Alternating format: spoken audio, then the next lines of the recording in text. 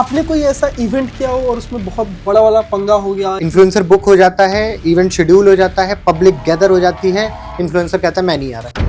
पहली डील हमारी लगभग 7 लाख के आसपास की थी। क्लाइंट ने कहा ठीक है भाई 7 लाख में डील क्लोज करते हैं, इनवॉइस डिटेल्स भेज दो, कॉन्ट्रैक्ट भेज दो। भाई साहब कॉन्ट्रैक्ट क्या होता है, इनवॉइस क्या होती है, कुछ पता ही नहीं है। पैसा कैसे कमाया जाता है, आपको बस स्टैंड पे सोना पड़ता है, आपको रात रात भर इंतजार करना पड़ता है कि कब क्लाइंट का मैसेज का रिप्लाई आएगा। आपको लाखों हजारों बार क्लाइंट की गालियां सुननी पड़ती हैं, क्योंकि क्लाइंट आपका भगवान है, उसी से पैसा आने वाला है। बॉस आपका रेजिग्नेशन एक्सेप्ट कर सकता है, हाँ। लेकिन मार्केट नहीं करती। मार्केट आपको मुंह के बल गिरा देती है। इन्फ्लुएंसर का डार्क रियलिटी क्या है? जब वो बड़ा हो जाता है तो ना वो कंटेंट पे काम करता है, ना वो अपनी रिलेशनशिप पे काम करता है। वो सिर्फ ये देखता है कि कहाँ से पैसा मिले। अगर किसी को फर्स्ट 1 लाख या फर्स्ट 10 लाख या 1 CR बनाना है तो क्या स्टेप होना चाहिए, उसके बारे में? नहीं, मैं 20 करोड़ का रोड मैप दे देता हूं। सो गाइज, आज के इस पॉडकास्ट के गेस्ट है अवरेल भैया, ब्रांड बिकेगा का फाउंडर है। इनसे डिटेल में हर एक चीज बात करेंगे, कैसे अगर अपना कंपनी स्टार्ट कर रहे हो, एजेंसी स्टार्ट कर रहे हो, उसके बारे में डिटेल में बात करते हैं। तो स्टार्ट करते हैं, कैसे भैया आप? बहुत बढ़िया, धन्यवाद रोहित, हाँ। मुझे इस पॉडकास्ट में बुलाने के लिए। फाइनली हम लोग बहुत बार डिसाइड किए थे पॉडकास्ट करना है, बट हम लोग कर ही नहीं पा रहे थे। बीच में आपका शादी वगैरह भी था। हाँ भाई।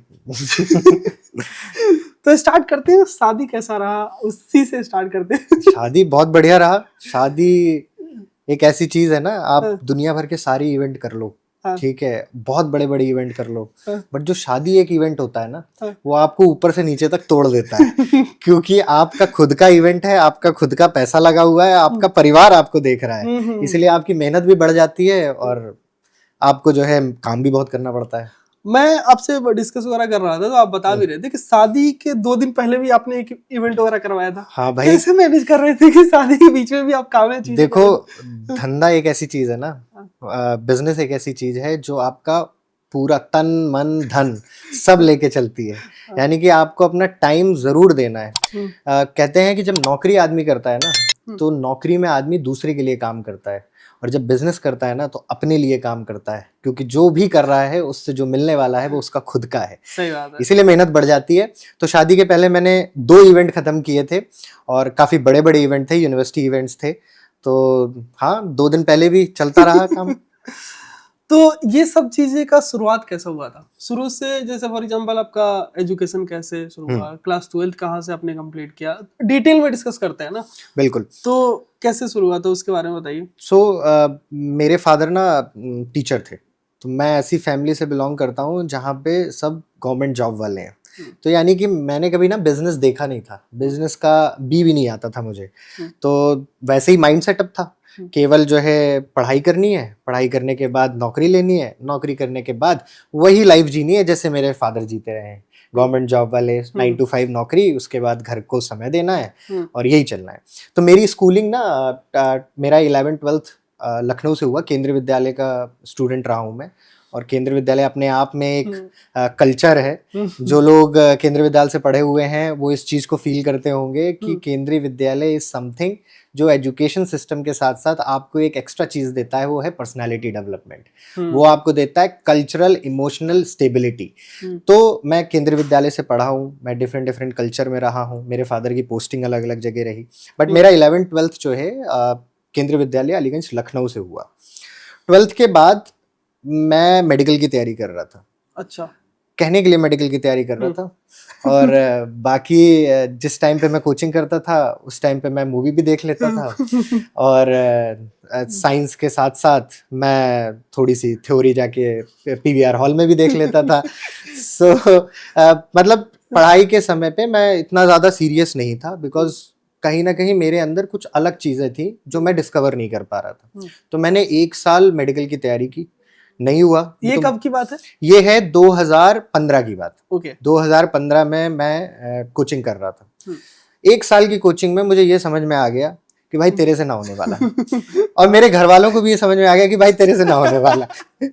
तो इसलिए हमने एक कॉन्शियस डिसीजन लिया कि ऐसा करते हैं, आगे बढ़ते हैं। बिकॉज कभी कभी ऐसा समय आता है ना जब आपको आगे बढ़ना पड़ता है। आप एक चीज में फंसे रहोगे तो लूप में फंसे रहोगे, आगे नहीं निकल समझना भी जरूरी है सही समय पे। हाँ। सही समय पे। तो उस टाइम पे मैंने एक डिसीजन लिया और मैंने एक यूनिवर्सिटी ज्वाइन कर ली। जब मैं यूनिवर्सिटी में एंटर किया ना, तो मेरा सपना था कि मैं इस यूनिवर्सिटी के टॉप लोगों में से एक हूँ, ताकि मुझे भी लोग देखें, मुझे भी ऑडियंस। कौन सा यूनिवर्सिटी सा रिवील कर सकते हैं आप? तो मैंने अपनी पढ़ाई लवली प्रोफेशनल यूनिवर्सिटी से की है। ओके, एलपीयू से आपने एलपीयू से पढ़ाई की है। ओके। और एलपीयू मैंने BTech plus MBA integrated course join किया था उस टाइम पे 2016 में, एक साल की कोचिंग के बाद। तो मैं ना शुरुआत से डिबेटिंग और स्पीकिंग में बहुत ज़्यादा एक्टिव था, स्कूल में भी करता था। बट मेरे ना पंख लगे जब मैं एलपीयू पहुंचा। एलपीयू ने मुझे बहुत एक्सपोजर दिया। पढ़ाई के बारे में मैं कुछ नहीं कह सकता, लेकिन मुझे जो एक्सपोजर एलपीयू से मिला ना, वो शायद मुझे कोई और यूनिवर्सिटी या कॉलेज नहीं दे सकता था। And this is the biggest thing कि आज मैं जहां हूं या मैं कल जहां होऊंगा, उसका रीजन मेरी पर्सनैलिटी डेवलपमेंट है, और वो एलपीयू ने किया। सो एलपीयू ने मुझे मंच दिया, एलपीयू ने मुझे चांस दिया कि मैं मंच पे जाके बोल सकूं। मैंने एआईयू जीता, हिंदी डिबेटिंग करता था मैं, तो एआईयू जीता। और एसोसिएशन ऑफ इंडियन यूनिवर्सिटी का यूथ फेस्टिवल होता है, ऑल ओवर इंडिया से यूनिवर्सिटीज जाती हैं, उसमें बच्चे परफॉर्म करते हैं, तो मैंने एआईयू जीता। देन मैंने इंडिया के सारे टॉप डिबेट्स जो हिंदी में होते हैं, सारे टॉप डिबेट्स में मैंने जीत हासिल की। फिर चाहे वो अलीगढ़ मुस्लिम यूनिवर्सिटी हो, फिर वो चाहे जीबी पंथ हो, चाहे वो जामिया मिलिया इस्लामिया हो, मैंने सारे डिबेट्स किए हैं। वर्धा हो, भारतीय छात्र संसद हो, मतलब मैंने हर जगह मंच में अपने आप को, अपनी यूनिवर्सिटी को, अपने स्टेट को प्रेजेंट किया। और यही एक, मतलब मैं आज भी, मेरे से कोई बोलता है ना कि मैं कौन सा कॉलेज चूज करूं, क्योंकि मैं खुद एजुकेशन इंडस्ट्री में हूं, तो जब मुझसे कोई कहता है ना कि मैं कौन सा कॉलेज चूज करूं, तो मैं उससे ये कहता हूं कि आप ये देखो कि कौन सा कॉलेज आपको चूज करेगा। मतलब आपको कॉलेज चूज नहीं करना, ये देखो कि आप कॉलेज कौन सा आपको एक्सेप्ट करने के लिए रेडी है। इसका मतलब ये है कि पढ़ाई के साथ साथ आज के डेट पे, आप भी जानते हो, मैं भी जानता हूँ, हर किसी को नौकरी भाती नहीं है। हर कोई नौकरी करने के बाद बाहर निकलने की सोचता है।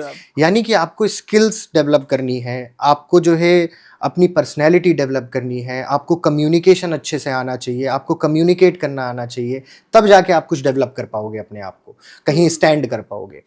तो आपकी यूनिवर्सिटी आपको क्या क्या प्रोवाइड कर रही है, पहले आप इस चीज की लिस्ट देखो। मतलब आपका इंटरेस्ट कहाँ है, फिर वो इंटरेस्ट वाली चीजें क्या यूनिवर्सिटी में है।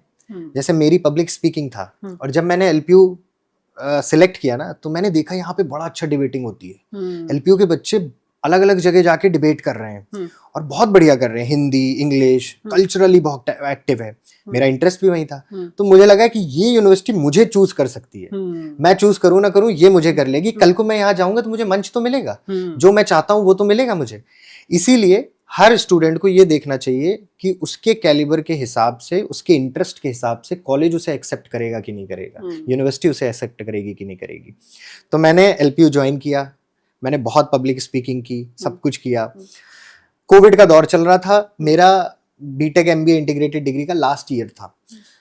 मैं भी उसी रेस में दौड़ रहा था जिसमें हर कॉलेज का स्टूडेंट दौड़ता है, प्लेसमेंट वगैरह के लिए, प्लेसमेंट के लिए। okay. कोविड का दौर था, कंपनी आ नहीं रही थी, सब ठन गोपाल था, और ये इंतजार था कि भाई कुछ भी मिल जाए, जो मिलेगा वो पकड़ के चला जाऊंगा। टीसीएस भी मिल जाए, टीसीएस भी मिल जाए तो चले। और इनफैक्ट तुम मानो बीटेक बायोटेक से हम लोग पास आउट हैं, बीटेक से बच्चे कॉग्निजेंट में गए, टीसीएस में गए, बायोटेक वाले बच्चे। क्यों? क्योंकि सबको जॉब करनी थी।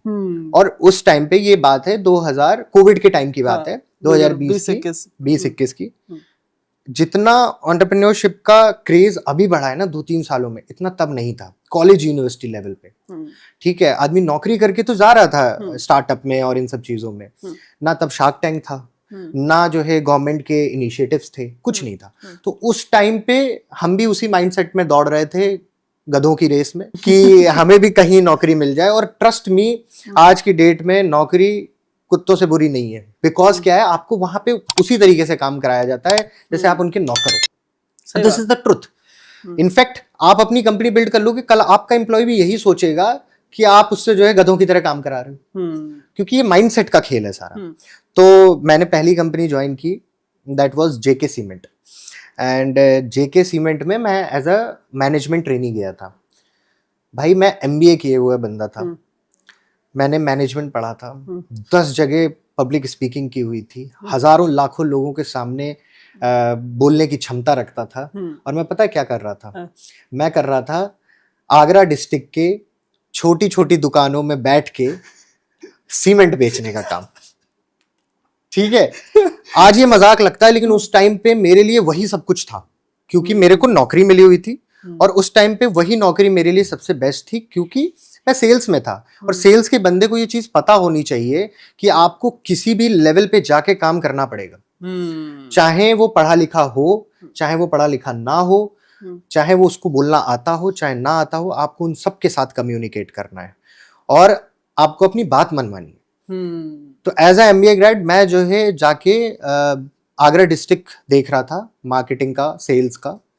और फिर मैं वहाँ पे प्रमोट हुआ डिस्ट्रिक्ट मार्केटिंग ऑफिसर के तौर पर, DMO बना। फिर भी मैं आगरा डिस्ट्रिक्ट देख रहा था। और उस टाइम पे मुझे ये लगने लगा था कि मैं यार इस चीज़ के लिए नहीं बना हूँ। मतलब अच्छा है काम, बहुत कुछ सीख लिया है मैंने बहुत नेटवर्क बनाया है। मैंने ये सीखा है कि हर आदमी से कैसे बात की जाती है। हर आदमी आपके लेवल पे नहीं होता। हो सकता है आप इंटेलेक्चुअल लेवल पे उससे ऊपर हो, वो किसी और चीज में आपसे ऊपर हो।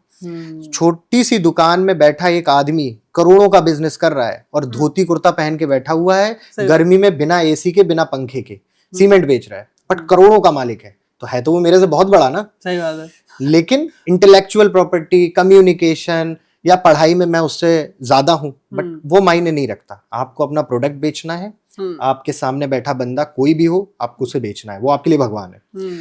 तो ड्यूरिंग 1.5 ईयर मुझे ऐसा फील होने लगा कि कुछ बदलते हैं, मतलब ये मैं इसमें बहुत लंबा समय नहीं कर पाऊंगा, मुझे कुछ बदलना पड़ेगा। देन आई स्विच टू, और किस्मत भी अच्छी रही, then I switch to one company जहाँ पे वर्क फ्रॉम होम मिल गया मुझे। अच्छा, वर्क फ्रॉम होम में क्या था, मेरे पास समय था। जब आपके पास काम करो, जब आपके पास समय आता है ना, समय पैसा है, और जब समय है तो पैसा है। तो मेरे पास जब समय आया तो मैंने उसको यूटिलाइज किया। वर्क फ्रॉम होम के साथ साथ मैं ऑफिस का वर्क कर रहा था। देन वी स्टार्टेड ब्रांड बिकेगा। ओके। जब ब्रांड बिकेगा स्टार्ट किया, ब्रांड बिकेगा तो आपने नाम क्यों रखा ब्रांड बिकेगा? ब्रांड बिकेगा, देखिए यहाँ माइंडसेट का खेल था। जब हम नौकरी करते हैं ना, तो हम दूसरों के लिए काम करते हैं, राइट। और जब हम अपना बिजनेस करते हैं तो अपने लिए काम करते हैं, अपने क्लाइंट के लिए काम करते हैं, और अपने पैसे के लिए काम करते हैं। बॉस आपका रेजिग्नेशन एक्सेप्ट कर सकता है, हाँ, लेकिन मार्केट नहीं करती। मार्केट आपको मुंह के बल गिरा देती है। सही बात है। ठीक है, तो यहाँ माइंडसेट का खेल था। मुझे अंदर से ये था कि मुझे ऐसा कुछ करना है जहां मेरे ऊपर बाउंडेशन ना हो। मैं क्रिएटिव बंदा था, हमेशा से क्रिएटिव रहा हूँ। मेरे ऊपर अगर रिस्ट्रिक्शन लगता है तो मुझे ऐसा लगता है कि मैं कुछ नहीं कर सकता। और जब मैं फ्री होता हूँ तो मैं 10 चीजें सोचता हूँ और 10 चीजें अच्छी कर सकता हूँ। तो मुझे फ्री टाइम मिला तो मैंने सोचा कि कुछ एक्स्ट्रा स्टार्ट करते हैं, कुछ डिफरेंट स्टार्ट करते हैं। और किस्मत अच्छी रही।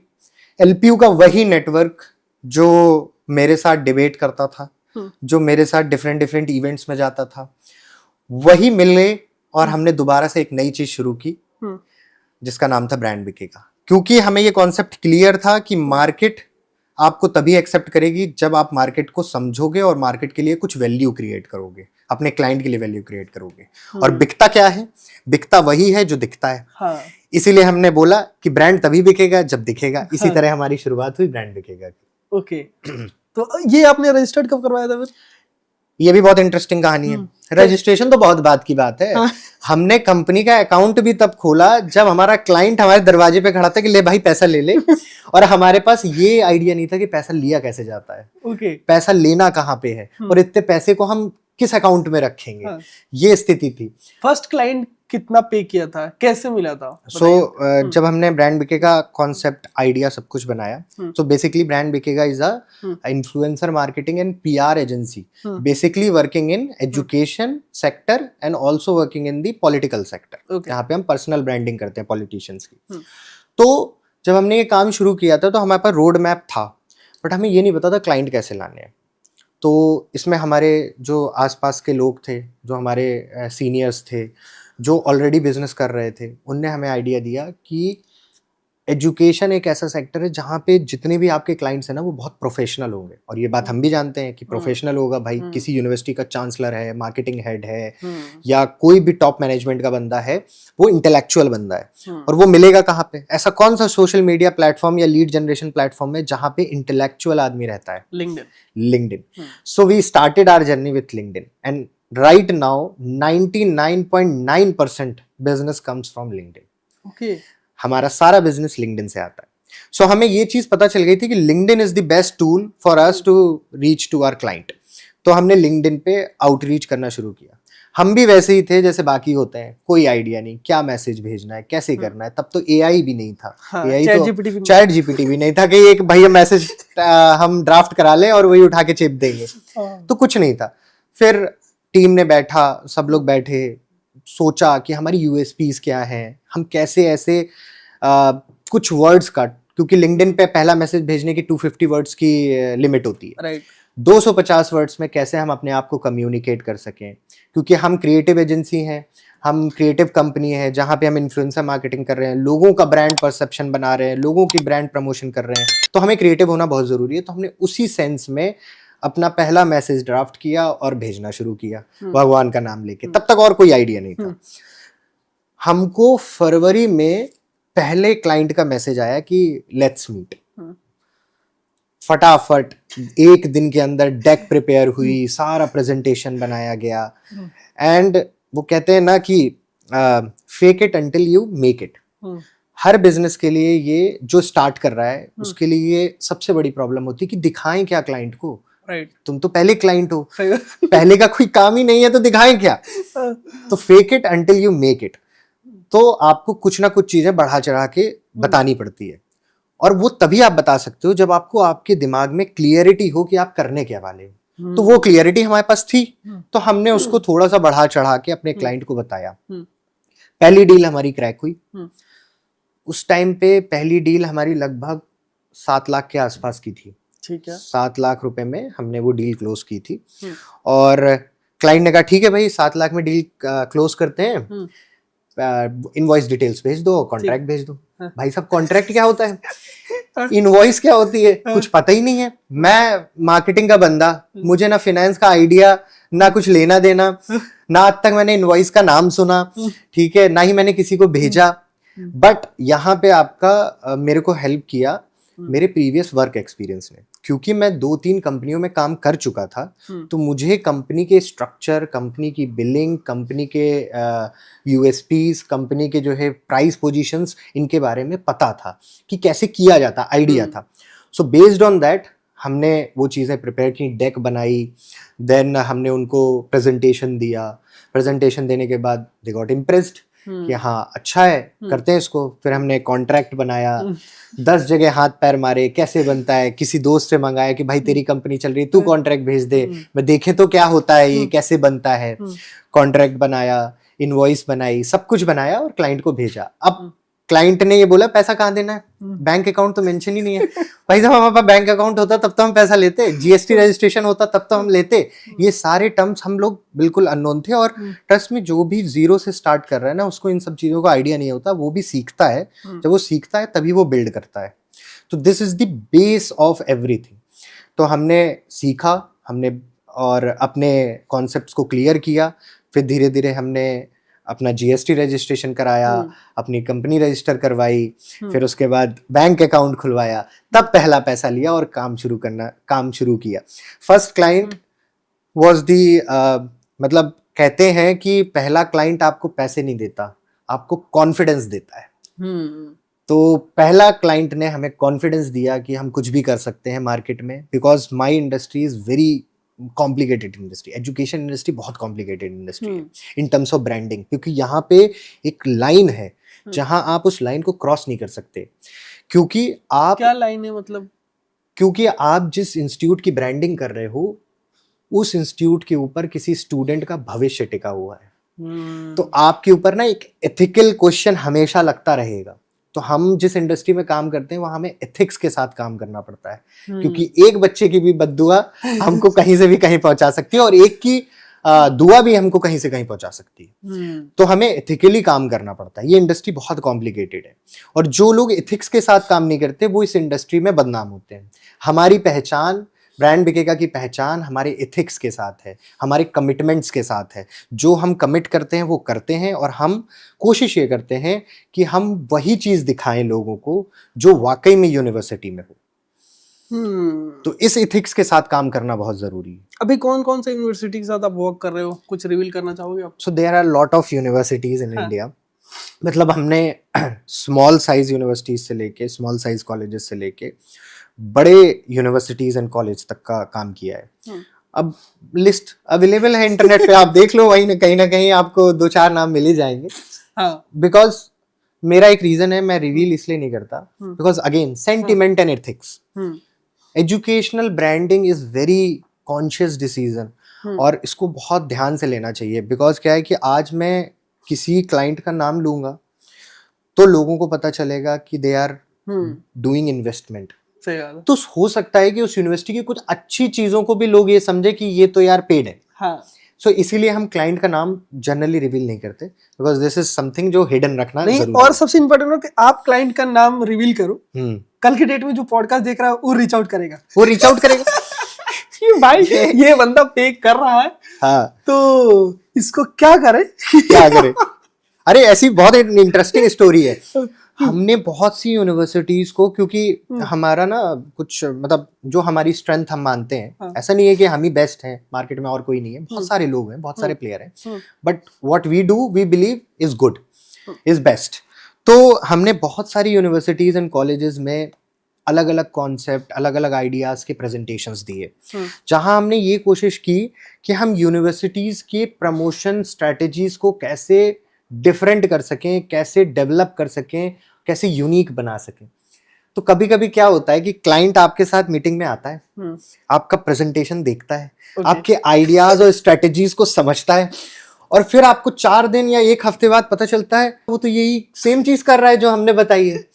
तो इससे मेरी टीम भी और मेरे को फाउंडर्स भी मुझे ये कहते हैं और हम भी ये मानते हैं कि मुर्गी अंडा देना बंद नहीं करती। आप अंडे चुरा लोगे, क्या फर्क पड़ने वाला है? मुर्गी तो अंडा देना थोड़ी बंद कर देगी। तो कॉन्सेप्ट, आइडियाज, स्ट्रेटजीज, ये हमारे यहाँ का खेल है जो कि हमसे कोई नहीं चुरा सकता। सो ऑब्वियसली ये हर बिजनेस में ये खेल चलता ही है। आप कुछ नई चीज लेके आते हो, 4 कॉपी बना के आते हो। हो सकता है कि 4 आइडिया आप चुरा लिया, आगे उसके आगे क्या करना है पता ही नहीं है, फेल हो जाते हैं। एक स्टेप ही पता है ना उसको, बस उसके आगे नेक्स्ट स्टेप पे उसको कैसे ले जाना है ये पता ही नहीं है। अच्छा, क्या होता है कि आज जो मैंने प्रेजेंटेशन, मान लो आप मेरे क्लाइंट हो, आज मैंने आपको कोई स्ट्रेटेजी बताई, तो ये स्ट्रेटेजी बनाने के पीछे हमारा माइंडसेट ये था कि आज आपके लिए ये रेलेवेंट है, कल होगी नहीं होगी। सही बात। टाइम का खेल है, सारा टाइम का खेल है। अभी एक एग्जांपल है एक क्लाइंट का, एक बड़ी कंट्रोवर्सी में एक हमारा क्लाइंट फंसा हुआ था। सो उस टाइम पे वो कंट्रोवर्सी इतनी ज्यादा आप ही क्लाइंट था हमारे, मतलब हम प्रेजेंट कर रहे थे, क्लाइंट नहीं था हमारा। हम प्रेजेंटेशन देने गए। It is also one of the biggest name in India, private sector. समझ गए होंगे लोग। तो हम गए, हमने अपना प्रेजेंटेशन दिया, हमने आइडियाज दिए। तुम्हें पता है कितनी मीटिंग लगाई थी हमने? 8 मीटिंग लगाई थी हमने उस क्लाइंट के साथ। ब्रेनस्टॉर्म किया था, प्रेजेंटेशन बनाया था, डेक बनाया था, पूरा स्ट्रक्चर बनाया था, और 8 मीटिंग के बाद उस बंदे ने हमें घोस्ट कर दिया। घोस्ट कर दिया और दोबारा नजर ही नहीं आया। और कुछ दिनों बाद सेम स्ट्रेटेजी पे उसने कुछ काम किया, बट एक चीज होती है कि आपकी पेपर पे स्ट्रेटेजी लिखी और एग्जीक्यूशन में फर्क होता है। जो उन्होंने किया वो हमारे पेपर से समझ के, हमारी बातों से समझ के तो कर लिया, बट जो हमारा तरीका था वो नहीं अपना पाए। तो ये एक एग्जाम्पल है कि क्लाइंट्स कभी कभी ऐसा होता है कि आपके पास आते हैं, आपसे जो है सीखते हैं और सीख के चले जाते हैं और खुद कर लेते हैं। तो इसमें कोई बुरा मानने वाली बात नहीं है। ये हमारा बेस्ट पार्ट है कि एज अ कंपनी अगर हम किसी को एजुकेट भी कर पा रहे हैं, इतना एजुकेट कर दे रहे हैं कि वो हमसे प्रेरित होके अपना कुछ करने लगे, तो इससे बड़ी बात क्या होगी। तो समझ लो हम कितने बढ़िया स्टेप पे काम कर रहे हैं, कितना अच्छा रोड मैप हमने बना रखा है कि हमसे लोग कॉपी कर रहे हैं। So this is the best thing. मतलब इसको नेगेटिव ना लेके कैरी फॉरवर्ड कर देना चाहिए। किसी कोई यूनिवर्सिटी है जो पीआर कराती है, तो इसका कितना इम्पैक्ट पड़ता है? देखो, पीआर एंड ब्रांडिंग ये दो अलग अलग टर्म्स हैं, बट बहुत इंटर रिलेटेड है। ब्रांडिंग की डेफिनेशन होती है कि branding is a process of creating a conscious brand identity. जब कॉन्शियस ब्रांड आइडेंटिटी बनती है कंटिन्यूअस प्रोसेस के साथ, और पीआर होता है परसेप्शन बिल्ड करना। यानी कि मैं एक एग्जांपल दूं, रोहित की गर्लफ्रेंड रोहित के बारे में क्या सोचती है? क्या सोचती है? ये तो उसको पता होगा ना। नहीं, मतलब जब 10 लोगों के बीच में बैठती है तो रोहित के बारे में क्या बोलती है? बट गर्लफ्रेंड है ही नहीं तो फिर एग्जाम्पल ही रॉन्ग हो गया। चलो, मेरी गर्लफ्रेंड अब तो शादी हो गया सर, अब तो शादी हो गई तो मैं तो बोल ही सकता हूँ, मेरी गर्लफ्रेंड भी मेरी वाइफ है, तो चलेगा। तो मेरी गर्लफ्रेंड मेरे बारे में क्या बोलती है 10 लोगों के बीच में, या मेरी माँ मेरे बारे में क्या बोलती है मेरे पड़ोसियों के बीच में, this is called branding, this is called advertisement. क्योंकि वो मेरे से कुछ ना कुछ उसका कनेक्ट है, कुछ बेनिफिट है या कुछ रिलेशन है, इसलिए वो मेरे बारे में वही चीज बोलेगा जो अच्छा होगा। तो ब्रांडिंग यही कहता है, आप वही ब्रांडिंग में दिखाते हो जो अच्छा होता है। कभी देखा किसी ब्रांड ने निगेटिव अपना बताया कि हम ये बुरा करते हैं? नहीं, तो ब्रांडिंग की डेफिनेशन ही गलत हो जाएगी, क्योंकि कॉन्शियस ब्रांड आइडेंटिटी बना रहे हो आप अपनी। तो आइडेंटिटी बनाने के लिए आप वही चीज कहते हो जो अच्छी होती है। तो दिस इज ब्रांडिंग। अब आपकी माँ, आपकी वाइफ, आपके परिवार को छोड़ दिया जाए, आपका पड़ोसी आपके बारे में क्या कहता है? कि वो बहुत हरामी है, ठीक है, वो बहुत निकम्मा है, वो दिन भर जो है टहलता रहता है मोहल्ले में, वो जो है जिस दिन देखो वहां पे चाय की टपरी बैठ के फालतू की बातें करता रहता है। दिस इज कॉल्ड पीआर, क्योंकि negative PR, but this is PR. Every PR is PR, negative हो पॉजिटिव हो, पीआर हो। तो जब कोई दूसरा आपके बारे में बोलता है जिसका आपके प्रति कोई इंटरेस्ट नहीं है, पर्सनल इंटरेस्ट, तो वो होता है पीआर, क्योंकि वहां वो आपके बारे में परसेप्शन बिल्ड कर रहा है। तो परसेप्शन बिल्ड करना और branding is two different thing. Universities and colleges perception build करती हैं अपने काम से। तो जब कोई यूनिवर्सिटी अच्छा काम करती है तो उसको प्रमोट करती है, जिससे ऑडियंस का परसेप्शन बनता है ब्रांड के बारे में। अभी आपने देखा एआई समिट में क्या हुआ, एक इकलौती इंटरनेशनल न्यूज बन गई वो, ठीक है, चाइना का कुत्ता, ठीक है, ना घर का ना घाट का। तो वो जो था वो नेगेटिव पीआर थी। अभी वो यूनिवर्सिटी बहुत अच्छे काम भी कर रही है, बहुत सारे इनोवेशन भी कर रही है, बहुत सारा उसने डेवलपमेंट भी किया है, one of the top universities में काउंट भी होती है प्राइवेट सेक्टर में। तो अब उसकी नेगेटिव पीआर हो गई, क्योंकि काम दिखा। अब वो काम खराब हो चाहे अच्छा हो, सही बात है। और दूसरों ने बोला उसके बारे में, वो खुद कुछ भी बोलते रहे, अब वो कुत्ता नहीं बदलने वाला, या वो परसेप्शन नहीं बदलने वाला लोगों का, क्योंकि वो पीआर हो चुकी है। तो यूनिवर्सिटी एंड कॉलेजेस के लिए यही चीज है कि ब्रांडिंग वो होती है जो आप अपने स्तर पर करते हो, अच्छी चीजों के लिए करते हो। परसेप्शन वो होता है जो आप पीआर के थ्रू बिल्ड करते हो, और हिडन वे में करते हो, किसी को बता के नहीं करते हो कि मैं पीआर कर रहा हूँ, या जो है मैंने देखो मेरे बच्चे कितने अच्छे हैं। जिस दिन किसी एजुकेशन इंस्टीट्यूट का बच्चा प्लेस होता है रियलिटी में, या कोई बच्चा नेशनल फोरम या इंटरनेशनल फोरम में जाके प्रेजेंट करता है अपने आप को, उस यूनिवर्सिटी की न्यूज हर आर्टिकल में निकलती है, हर न्यूज चैनल पे निकलती है। क्यों निकलती है? क्योंकि वहां पे वो रियल पीआर है, रियल परसेप्शन बिल्ड हो रहा है कि वाकई में बच्चे ने कुछ काम किया है, इसलिए यूनिवर्सिटी का नाम हो रहा है। सो ये टू डिफरेंट थिंग्स हैं। ब्रांडिंग और पीआर दोनों डिफरेंट हैं, बट इंटर रिलेटेड हैं, और इनको बहुत consciously strategically universities and colleges को ऑप्ट करना चाहिए कि कब कौन सी चीज करनी है। ओके, इंडिया में ब्रांडिंग में लोग क्या मिस्टेक करते हैं, उसके बारे में बताइए। ब्रांडिंग में देखो, ब्रांडिंग लोग लोगों से कनेक्ट करते हैं, लोगों से नहीं कनेक्ट करते। ओके, समझे? मतलब ये काफी इंटरेस्टिंग है। हाँ, लोगों से नहीं कनेक्ट करते, लोगों से कनेक्ट करते हैं। यानी कि आपकी स्टोरी क्या है, उस लोगों के पीछे छुपी हुई स्टोरी क्या है, इमोशंस क्या है। कोई भी ब्रांड तब तक आदमी को ट्रिगर नहीं करता, तब तक आदमी के दिल तक नहीं उतरता, जब तक उसके पीछे की स्टोरी अच्छी ना हो। तो ब्रांडिंग में सबसे इंपॉर्टेंट जो मुझे लगता है पर्सनली, और जिस भी सेक्टर पे मैं काम कर रहा हूं, वहां पे मेरा मेजर फोकस होता है कि देखो, ब्रांडिंग का मतलब है कि story telling, what kind of story and कहाँ पे आप पब्लिश कर रहे हो वो स्टोरी, किस तरह की स्टोरी है और आपकी टारगेट ऑडियंस क्या है। ये बहुत इंपॉर्टेंट पॉइंट्स हैं ब्रांडिंग के। अगर आपकी स्टोरी अच्छी है तो एग्जांपल देता हूं, ब्रह्मांड का सबसे पहला पीआर एजेंट और ब्रांडिंग एजेंट कौन था? ब्रांडिंग एजेंट था, हमारी मैथोलॉजिकल कैरेक्टर से आता है, हमारी हिस्ट्री से आता है, नारद मुनि। ओके, जो आपने देखा होगा नारायण नारायण करते हुए, जहां भी कोई ब्रेकिंग न्यूज होगी ना, नारायण जी वहां उपस्थित होंगे नारायण नारायण करते हुए, और उस न्यूज को पाताल से लेके स्वर्ग तक हर जगह लेके जाने वाला एक ही व्यक्ति होता था, वो थे नारद मुनि। नारद मुनि की सबसे बड़ी पावर थी कि वो जो कहानी सुनाते थे, जिस तरीके से वो बातें बताते थे, वही सबसे बड़ी पावर थी किसी के परसेप्शन को बिल्ड करने की, किसी को खत्म कर। तो नारद मुनि ने ना जो है कभी कोई लड़ाई लड़ी, ठीक है, ना ही किसी लड़ाई का हिस्सा बने, लेकिन नारद मुनि एक ऐसे व्यक्ति थे जिनकी वजह से लड़ाइयां भी हुई, सही बात है, ठीक है, और जिनकी वजह से जो है सुलह भी हुई। क्यों? क्योंकि उन्होंने परसेप्शन बिल्ड किया अपनी स्ट्रॉन्ग स्टोरी टेलिंग से। तो हम हमेशा आइडियल के तौर पर उनको मान के चलते हैं कि अगर कोई व्यक्ति अपनी स्टोरी को अच्छे से बता सकता है तो वो अपनी ब्रांडिंग भी कर रहा है और वो लोगों के परसेप्शन को बिल्ड भी कर रहा है। इसीलिए कहते हैं कि सबसे अहम कहानियां, अहम सीख हमारे इतिहास, हमारे शास्त्रों से आती है। तो ये वो चीज है जो ब्रांडिंग और पीआर के लिए सबसे रेलेवेंट है कि आपको कुछ नहीं बनना, आपको नारद मुनि बनना है और नारायण करते करते आपको लोगों की लंका लगानी है और अपना बेड़ा पार लगाना है। तो ब्रांडिंग और पीआर में ये चीजें ध्यान रखनी चाहिए। लोग मिस्टेक क्या करते हैं? मिस्टेक यही करते हैं कि ब्रांडिंग की चीज को पीआर में डाल देते हैं और पीआर की चीज को ब्रांडिंग में डाल देते हैं। अच्छा, वो डिफरेंस नहीं क्रिएट कर पाते।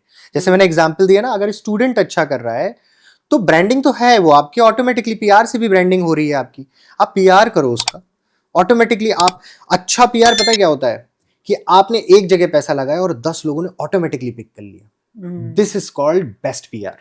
यानी कि मुझे पता है कि मेरा ये वाला पार्ट बहुत अच्छा है, ये कंटेंट मेरा बहुत अच्छा है, मैंने इसमें थोड़ा सा पुश किया, लोग समझेंगे इस कंटेंट को, समझने के बाद अपने आप ही इसको पिक कर लेंगे। तो ये आपका पीआर का सबसे बड़ा स्ट्रैटेजिक मूव होता है कि आप ऐसी चीज को सिलेक्ट करो जो 10 लोग देखने के बाद अपने आप पिक कर लें।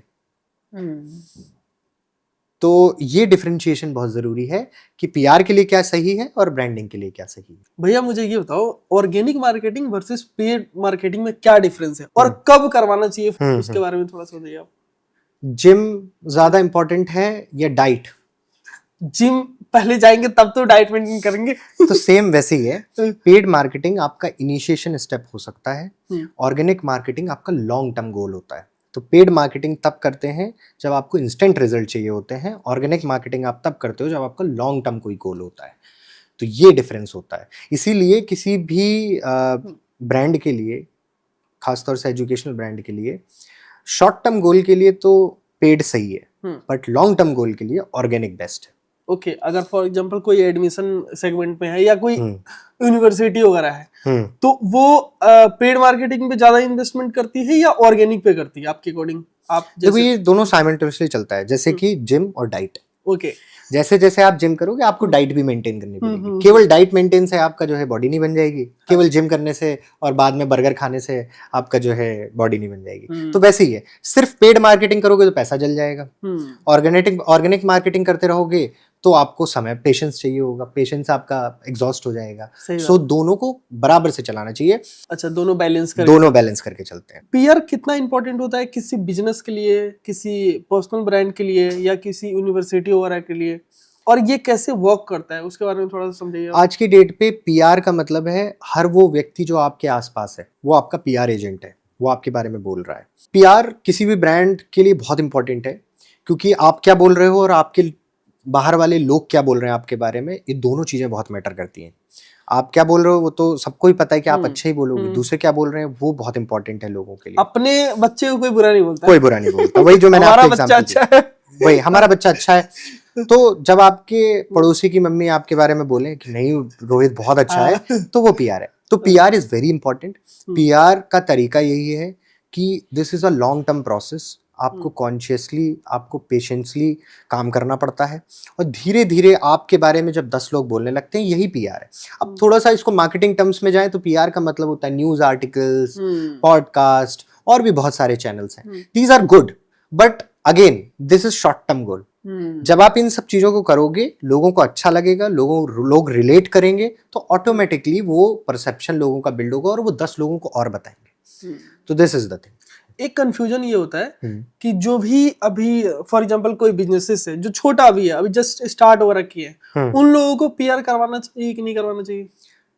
नहीं, पहले अपना प्रोडक्ट स्ट्रॉन्ग करो, अपनी सर्विस स्ट्रॉन्ग करो, फिर पीआर करो। जब कुछ है ही नहीं तो बताओगे क्या? सही बात है। ठीक है, और ये वही टाइम होता है जब लोग ये डिसीजन नहीं ले पाते कि पीआर में कब एंटर करना है। पीआर में तभी एंटर करो जब आपको लगता है कि आपकी प्रोडक्ट और आपके सर्विस में दम है, वरना मार्केट आपको एक्सेप्ट नहीं करेगी और वो पीआर अगेंस्ट चली जाएगी आपके। पता चला कि गलत ही चला गया, इम्पैक्ट ही नहीं आएगा उसका, वो नेगेटिव इम्पैक्ट हो जाएगा। पता चला पीआर के चक्कर में आपकी ब्रांड की वैल्यू ही गिर गई। This is the thing. सही बात है। इन्फ्लुएंसर मार्केटिंग कितना इंपॉर्टेंट होता है? आप बहुत सारे इवेंट वगैरह करवाते हैं, बहुत सारे, मैं आपसे बात वगैरह भी कर रहा था, आप बता रहे थे कि एक बार इवेंट हो रहा था, वो कैंसिल वगैरह हो गया था। तो उसके बारे में थोड़ा सा स्टोरी वगैरह बताइए, कितना इंपॉर्टेंट होता है किसी यूनिवर्सिटी वगैरह के लिए? आप लोग कैसे वर्क करते हो, कैसे करवाते हो, कोई स्टोरी है उसके बारे में थोड़ा सा बताइए। तो इन्फ्लुएंसर मार्केटिंग ना एक थोड़ा रिस्की गेम होता है। एक तो हाई टिकट साइज का गेम है ये, लाखों रुपए लगे हुए हैं, और आप एज अ एजेंसी, आप एज अ कंपनी बीच में बैठे हुए हो। आप बीच में बैठे हो और आपको जो है ऐसा डिसीजन लेना है कि दोनों नाराज ना हो। इधर वाला नाराज हुआ तो पैसा चला जाएगा, इधर वाला नाराज हो गया तो कल को किसको दोगे आप? सही बात। तो धर्म संकट में फंस जाता है आदमी। तो इन्फ्लुएंसर मार्केटिंग थोड़ा सा रिस्की गेम हो जाता है जब हाई टिकट इन्वॉल्व होता है कि बुलाना है। हमने कहा ठीक है। अच्छा, इन्फ्लुएंसर मार्केटिंग में your network is your net worth. किसके साथ कितना अच्छा रिलेशन है, यही आपको हेल्प करेगा डील क्रैक करने में और इन्फ्लुएंसर सिलेक्शन में। अपार्ट फ्रॉम कि आप वो टारगेट ऑडियंस के लिए है कि नहीं है, सही मैच मेकिंग है कि नहीं है, बट उसके बाद जो है नेटवर्क काम करता है, रिलेशन काम करता है। तो जी फाइनल हुई और हमने पेमेंट कर दिया, बिकॉज हम एनुअल बेसिस पे वर्क करते हैं, क्लाइंट से हम एनुअल पैकेज लेते हैं, तो हमने के तरफ जो है पेमेंट कर दिया। इवेंट में 1 महीना था, उसके पहले सेम सिटी में दूसरा इवेंट हुआ और पहुंच गई। ओके, किसी और ने बुलाया होगा, और ये तो ऑब्वियस सी बात है, कोई क्यों मना करेगा। चलेगी, अब की कोई गलती नहीं है। क्लाइंट ने हमसे बोला कि अब तो सिटी में आ चुकी हैं, अब हम नहीं बुलाएंगे। यहाँ हमारे लाखों रुपए घुस चुके हैं, ठीक है, और क्लाइंट ने मना कर दिया है। अब सोचो बीच में हम किस स्थिति में होंगे भाई। वो उसमें हमारा मार्जिन तो बहुत कम होता है ना। जो लोग भी देख रहे हैं, जो लोग इन्फ्लुएंसर मार्केटिंग कर रहे हैं, उन्हें पता है कि मार्जिन एक सेट मार्केट स्टैंडर्ड्स के हिसाब से चलता है। मार्जिन से ज्यादा हमारा पैसा लगा हुआ है, अब वो कैसे वापस आएगा। बट क्या होता है कि ऐसे केसेस में आपको क्लाइंट को भी खुश करना होता है, इन्फ्लुएंसर को भी नहीं नाराज करना है, तो आपके रिलेशन काम आते हैं। जब आपके रिलेशन अच्छे होंगे इन्फ्लुएंसर्स के साथ, आपके क्लाइंट्स के साथ, तो फिर आप इस चीज को मैनेज कर लोगे। तो as a influencer marketing company ये बहुत सोच समझ के चलना पड़ता है। खैर फिलहाल so humble, ground to earth, और वैसे भी वो स्पिरिचुअल सेक्टर से बिलोंग करती हैं, तो उनका वैसे ही नेचर है। We got our money back, we have given different influencer to that client. तो ऐसा होता है। एक और बहुत इंपॉर्टेंट बढ़िया किस्सा है। हमने एक अमन गुप्ता जी को एक यूनिवर्सिटी में भेजने के लिए फाइनल किया। ठीक है। सो बिकॉज हमारा कमिटमेंट था कि अमन गुप्ता जी आएंगे, और वो सिटी एक ऐसी जगह लोकेटेड है जहां फ्लाइट की कनेक्टिविटी बहुत खराब है। ओके। ना बिजनेस क्लास मिलता है, और हो सकता है आपने टिकट बुक कर लिए हो और फ्लाइट उड़ने से पहले कैंसिल हो जाए। ठीक है, और अमन गुप्ता जैसी पर्सनैलिटी, हमने कमिटमेंट किया था क्लाइंट को, तो हमें डिलीवर करना था। हमने अमन गुप्ता जी को फाइनल किया, सब कुछ हुआ। अब बात आई जाएंगे कैसे, तो कोई ऑप्शन नहीं, गाड़ी से जाने के लिए रेडी नहीं है बाई कार, तो हमने प्राइवेट जेट किया उनके लिए। अमन गुप्ता जी, उस दिन उनके मदर फादर का बर्थडे था, तो उन्होंने कहा कि चार्टर प्लेन से जा रहे हैं, तो हम अपने मदर फादर को भी लेके जाएंगे, यूनिवर्सिटी में इवेंट के लिए। ओके उस टाइम पे शार्क टैंक बस पीक पे खत्म हुआ था और अमन गुप्ता जी वाज एट द पीक, अभी भी हैं बट उस टाइम पे बिल्कुल ही नया क्रेज आया था। तो वो एयरपोर्ट पे बैठे हैं और हमारी जिस एजेंसी के थ्रू हमने वो चार्टर प्लेन बुक किया था उस एजेंसी ने हमें जो है गोला दे दिया। ओके अमन गुप्ता जी एयरपोर्ट पे 3 घंटा इंतजार किए, फ्लाइट का नामो निशान नहीं, कहीं चार्टर प्लेन ही नहीं है। और उस कंपनी ने हमारे साथ गलत किया था बट बिकॉज ऑफ दैट अमन गुप्ता जी का वो इवेंट कैंसिल हो गया। अब सोचो किसी यूनिवर्सिटी या किसी कॉलेज के लिए कितना एम्बैरेसिंग होता है कि इन्फ्लुएंसर के पोस्टर छप चुके हैं पूरी सिटी में, स्टूडेंट इंतजार कर रहे हैं ऑडिटोरियम में और इन्फ्लुएंसर ना आए। ठीक है, but again relationship, how you convince them. हमने उन्हें प्रॉब्लम बताई, इधर अमन गुप्ता जी को भी मैनेज किया, उधर क्लाइंट को भी मैनेज किया। अगेन 2 महीने बाद अमन गुप्ता जी के लिए दूसरा चार्टर प्लेन बुक हुआ, अमन गुप्ता जी उसमें बैठे, ये इस कॉलेज आए, इवेंट किया और धुआंधार इवेंट किया। अमन गुप्ता जी जनरली अपने इंस्टाग्राम चैनल पे किसी की रील नहीं डालते हैं, तो only university reel was there जो उन्होंने पहली बार डाली थी, वो उस क्लाइंट की थी। बिकॉज एग्जीक्यूशन इतना स्मूथ था। एक बार जो प्रॉब्लम्स हो गई बट इवेंट बहुत अच्छा था, रिस्पांस बहुत अच्छा था, वहां हॉस्पिटैलिटी बहुत अच्छी थी, जो कि ऑन ग्राउंड काम करता है ब्रांड बिकेगा जाके। तो एक ये किस्सा था। एक आपके साथ एल्विस यादव का भी कोई किस्सा हुआ था? हाँ, वो भी बहुत इंटरेस्टिंग है। अभी रिसेंटली न्यूज आई है कि Elvish Yadav is free from snake venom case. ये तभी का किस्सा है। ओके, एल्विस यादव बिग बॉस जीत के निकले हैं, ठीक है। हमने एक क्लाइंट के लिए एल्विस यादव जी को बुक किया और ये था कि इनका इवेंट कराना है, इनकी प्रेजेंस है, सब कुछ फाइनल हो गया, पेमेंट सब चला गया, ओके डन है। यूनिवर्सिटी में इवेंट के 2 दिन पहले स्नेक वेनम की न्यूज पे चल रही थी कि एल्विस यादव फंसे सांप का जहर बेचते हुए। उनके सांप के चक्कर ने हमें डस लिया गया।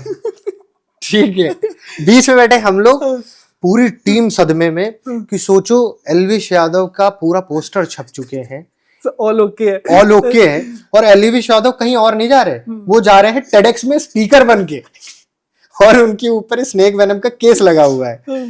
वो भाई बहुत बैकफायर किया। That event got cancelled. हमने बहुत कोशिश की एल्विस यादव को भेजने की, Elvish Yadav was ready to go there, client भी रेडी हो गए थे, क्योंकि हम सबको पता था ये केस फ्रॉड है, कोई मतलब नहीं है इस केस का। बट क्या हुआ कि एल्विस यादव ने खुद बोल दिया कि अगर मैं जाऊंगा, पुलिस आती है, कोई गलत चीज होती है, तो वो गलत इम्पैक्ट जाएगा क्लाइंट के ऊपर भी और मेरे ऊपर भी। तो वो इवेंट कैंसिल हुआ। Again relationship, we got our money back from Elvish Yadav. हमारा मनी वेस्ट नहीं हुई, क्लाइंट को दूसरा इन्फ्लुएंसर दिया गया, ओके हुआ। तो इन्फ्लुएंसर मार्केटिंग एजेंसी के लिए सबसे बड़ा हेडेक ये है कि अगर कोई इन्फ्लुएंसर कैंसिल होता है और उसका पैसा फंसता है, तो वो क्लाइंट की जिम्मेदारी नहीं है, वो आपकी जिम्मेदारी है। आप चाहे जितना लीगल कॉन्ट्रैक्ट बनवा लो, आप चाहे जितना पेपर वर्क कर लो, ये ऐसी टेंजिबल चीजें हैं ना, आप इन पे कंट्रोल नहीं कर सकते।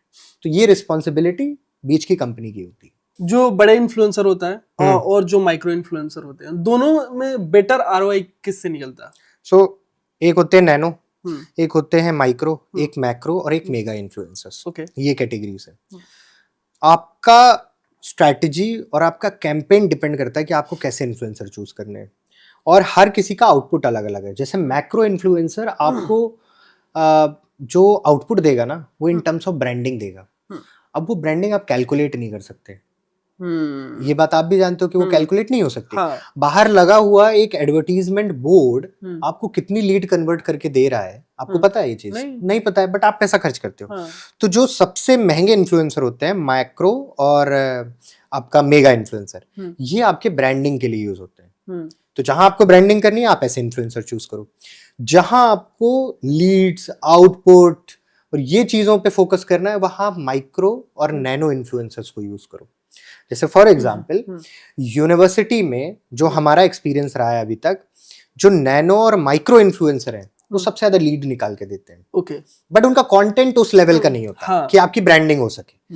बट जो मैक्रो, जो मेगा और मैक्रो इन्फ्लुएंसर्स हैं, वो आपको ब्रांडिंग के पर्सपेक्टिव से बढ़िया आउटपुट देते हैं, लोग जानने लगते हैं आपको। सो ये चीज है। अब एक कैंपेन हमने की थी एक यूनिवर्सिटी में विथ साइंस एंड फन, आशु घाई जी। उस इवेंट को हमने अलग ही तरीके से डिजाइन किया था। लोग मात कहाँ खाते हैं, जब इन्फ्लुएंसर मार्केटिंग को सिर्फ ये समझ लिया जाता है कि हमने इन्फ्लुएंसर भेजा, वो यूनिवर्सिटी गई, यूनिवर्सिटी ने उससे इवेंट कराया या वीडियो बनवाई और खत्म। यहाँ पे इन्फ्लुएंसर मार्केटिंग बीट हो जाती है। तभी कहते हैं कि इन्फ्लुएंसर मार्केटिंग में पैसा जलता है। पैसा तब जलता है जब आपकी स्ट्रेटेजी नहीं होती। आशु घाई सर, मतलब I am big fan of him, big fan of him. मतलब he is brilliant content creator, brilliant teacher, और हमारा बहुत अच्छा रिलेशनशिप है। हम we are working from the starting, जब से हमने ब्रांड बिकेगा शुरू किया था। तो आशु घाई सर के साथ हमने बहुत सारी यूनिवर्सिटीज में काम किया। सो एक यूनिवर्सिटी के लिए हमने उनका एक इवेंट क्रिएट किया था, कॉन्सेप्ट बनाया था कि हमें यहाँ क्या करना है, एंड वो इवेंट और कॉन्सेप्ट इतना अच्छा था कि हमें एक सिंगल आशु घाई की वीडियो से, सर की वीडियो से 150 मिलियन व्यूज मिले। 150 मिलियन व्यूज, मतलब अगर इन्फ्लुएंसर मार्केटिंग के टर्म्स में देखें तो कॉस्ट पर व्यू बहुत नीचे चली गई, बहुत ज्यादा नीचे चली गई। बेंचमार्किंग आज इंडस्ट्री में 50 पैसे, 1 रुपए के आसपास है, जो गवर्नमेंट भी निकालती है, बताती है।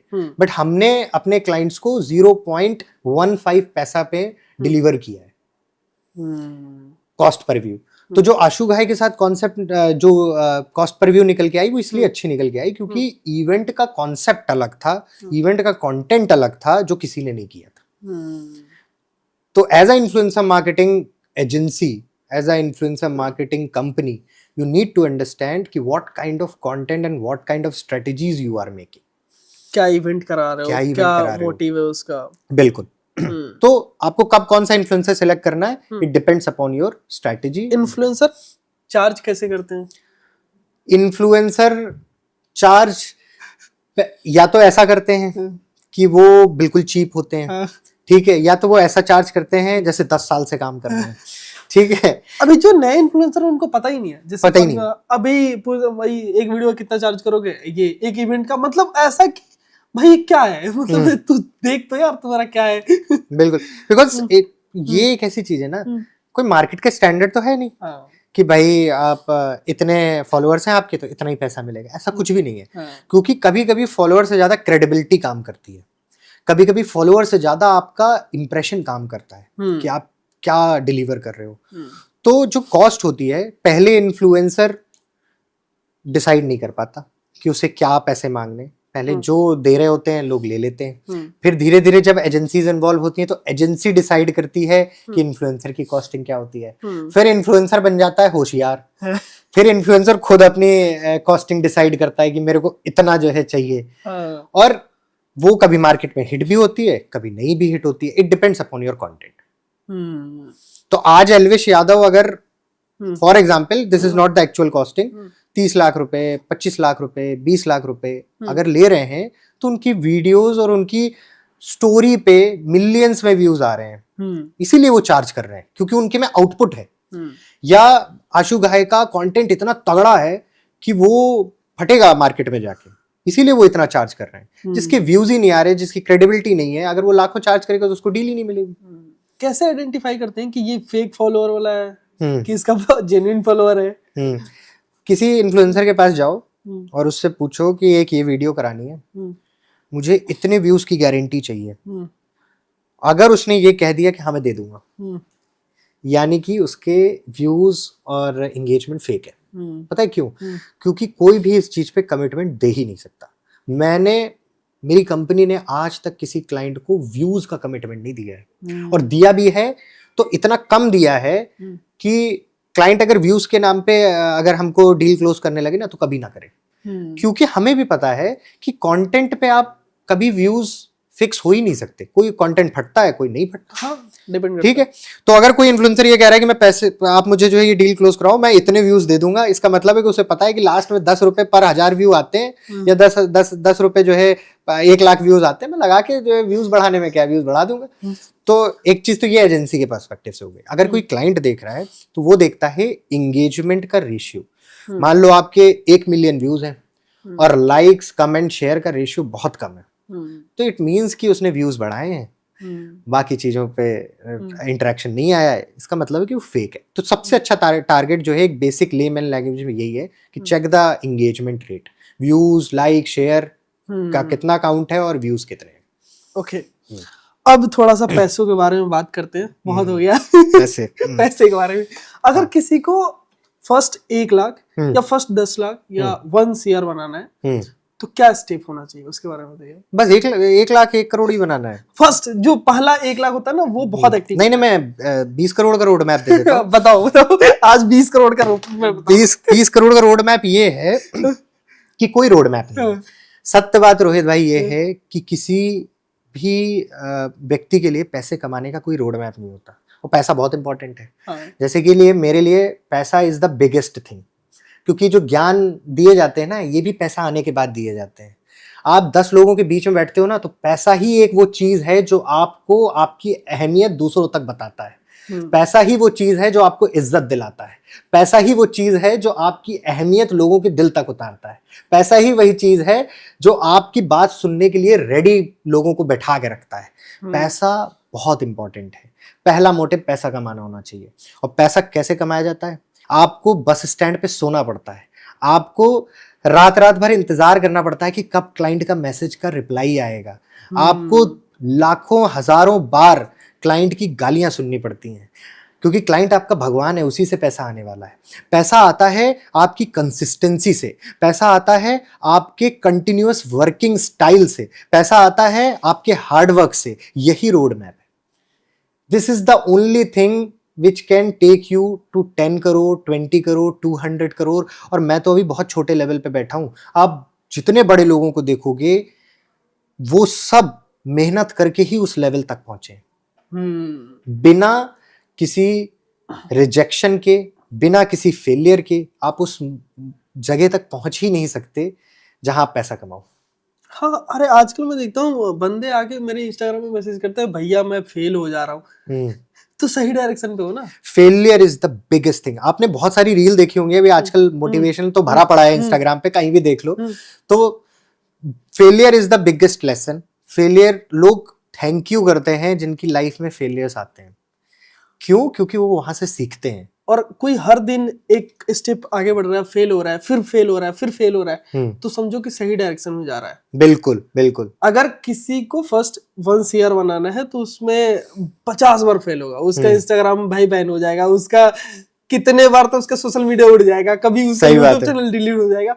तो ये सब परेशानी अगर लाइफ में आ रही है तो समझो कि हाँ, सही डायरेक्शन में जा रहा है। तो फेलियर तो आपके लिए बहुत इंपॉर्टेंट है, क्योंकि जब तक आप फेल नहीं होगे, रिजेक्शन नहीं मिलेगा, तब तक आप उसकी अहमियत नहीं समझोगे। जो चीज़ आपके हाथ में आ जाती है ना, वो आसानी से, तो आपको उसके जाने का जो दर्द होता है ना, वो नहीं पता होता। जब आपके हाथ में रखी हुई चीज़ छीन ली जाती है, यानी कि जब आप फेल हो जाते हो, तो आपको दर्द समझ में आता है, आपको अहमियत समझ में आती है काम की। तो एक वो शेर है ना कि मंजिलें लाख आए मैं गुजर जाऊंगा, मंजिलें लाख आए मैं गुजर जाऊंगा, हौसला खो बैठूंगा तो मर जाऊंगा। तो हौसला नहीं खोना है, लगातार काम करना है। This is the only thing. और मेरे बिजनेस में ट्रस्ट मी, हमारी ना कन्वर्जन साइकिल बहुत लंबी होती है। मतलब जितने रिजेक्शन हम झेलते हैं ना पर डे के, मतलब वो हमें और स्ट्रांग बनाते हैं। बिकॉज क्या है कि उससे हमें नए आइडियाज आते हैं, उसमें नए कॉन्सेप्ट निकल के आते हैं, कुछ नया करने का जो है जज्बा आता है कि चल ये नहीं चला दूसरा चलेगा, ये कॉन्सेप्ट नहीं चला ये चलेगा। तो इस तरीके से वो रिजेक्शंस के बाद ही आएगा। एक बार में एक डील क्रैक हो गई तो फिर आप आगे सोचना ही बंद कर दोगे ना। सही बात है। ये मतलब किसी भी बिजनेस में होता है कि आप हमेशा कंस्टेंट पैसा नहीं बना सकते हो। बिल्कुल। आप हमेशा टॉप पे भी नहीं बैठे रह सकते हो। कि अगर आप सोचो कि हर साल मैं टॉप पे बैठा हूँ, कोई ना कोई आपसे आगे निकलेगा, समझो कि वो ज्यादा मेहनत कर रहा है। बिल्कुल।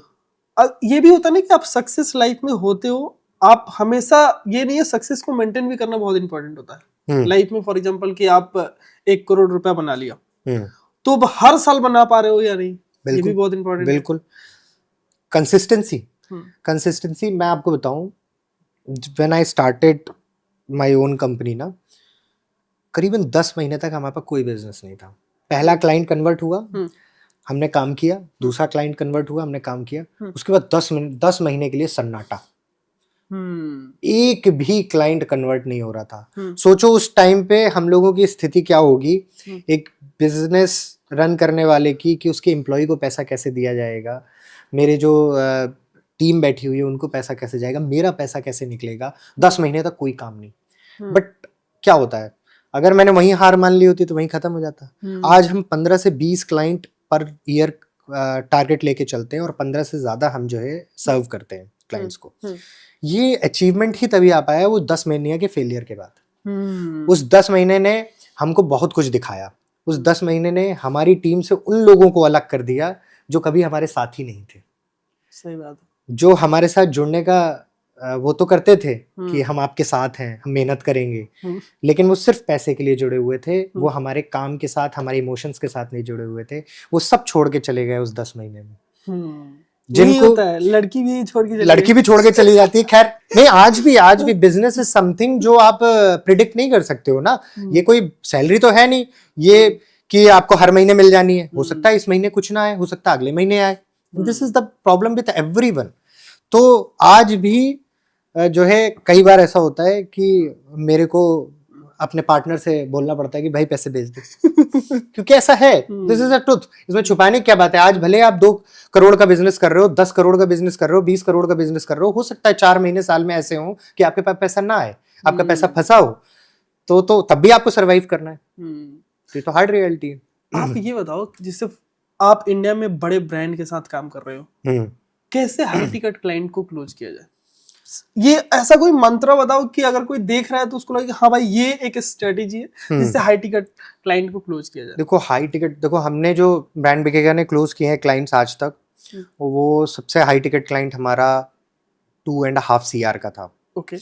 तो 2.5 CR का क्लाइंट कन्वर्ट करने के लिए क्या लगा?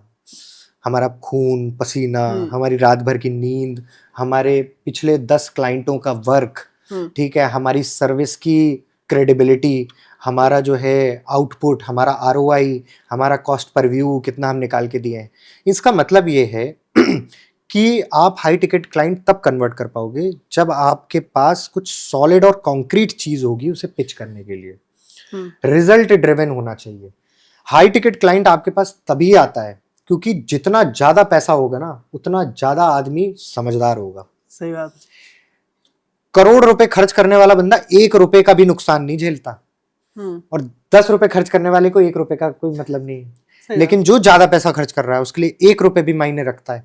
तो हाई टिकट क्लाइंट ना तभी आता है जब आप उसको ये बिलीव दिला सको कि आप जो काम कर रहे हो उससे उसका आउटपुट निकल के आ जाएगा। तो हाई टिकट क्लाइंट तभी क्लोज होगा जब आप उसको कॉन्क्रीट चीज दोगे। इसमें नेटवर्किंग कितना हेल्प करता है आपका? नेटवर्किंग काम करता है। अगर आप पहला हाई टिकट क्लाइंट कन्वर्ट कर रहे हो तो ये सारी चीजें आपको जरूरत पड़ेंगी जो मैंने अभी आपको बताई। बट अगर आपका ऑलरेडी बिजनेस स्टेबल है और हाई टिकट क्लाइंट पे ही चल रहा है तो नेक्स्ट हाई टिकट क्लाइंट कैसे आता है? वो नेटवर्किंग से आता है। क्योंकि जब आपने, अच्छा एक चीज और भी है, जब पैसे वाला आप पे पैसे खर्च करता है और उसको पैसे का फायदा होता है तो वो 10 लोगों को उगाता है। ये होती है हम लोगों की पर्सनल PR कंपनी की। तो वो जब 10 लोगों को बोलता है उस नेटवर्किंग से हमारा निकल के आता है। इनफैक्ट हमारे जो इन्फ्लुएंसर्स हैं जिनके साथ हम काम करते हैं, जिनके साथ हम अच्छा काम करते हैं, जिनको आज तक ये कहने का मौका नहीं मिला कि भाई मेरे पैसे नहीं आए, वो तो मेरे पैसे मार लिया तो तुम तो नहीं मार लोगे।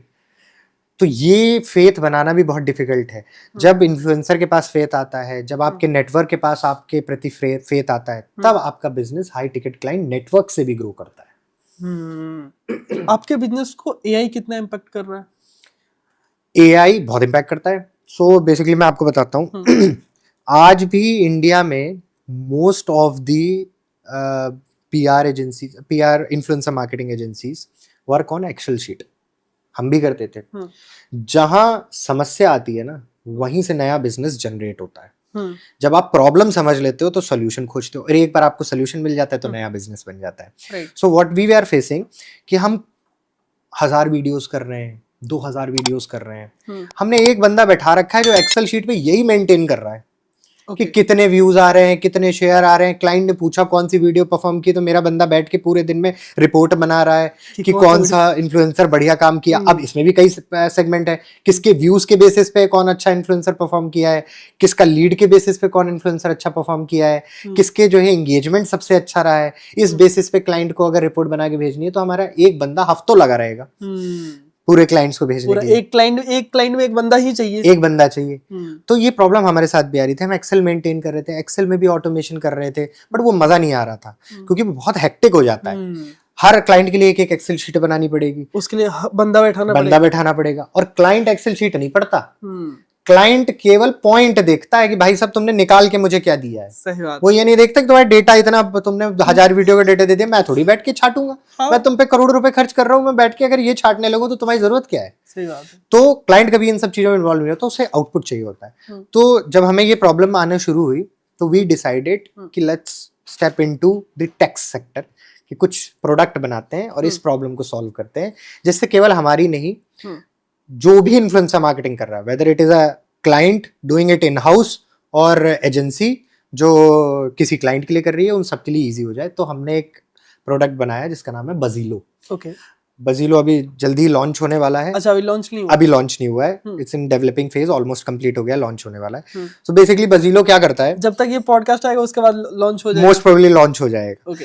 तो बजीलो क्या करता है, बजीलो आपकी सारी एक्सेल शीट्स को ऑटोमेट कर देता है और आपको कोई डेटा मेंटेन करने की जरूरत नहीं है। आपके पास लिंक्स आई, आपके पास वीडियोस आई, आपने उठाया, बजीलो में अपलोड किया और भूल गए।